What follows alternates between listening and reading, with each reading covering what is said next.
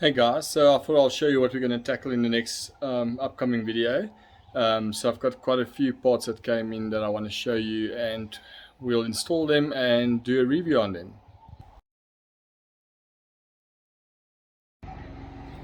Okay, so what we have here is we have a tire pressure monitoring system, a second-hand Madman unit I got for exhaust gas temperature monitoring that I'm going to install,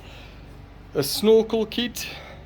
with all its fittings, and from L.O.F Clutches I got a master power bundle kit with the spring, so that should reduce the pressure the clutch require and give my wife ability to drive the vehicle without swearing at me.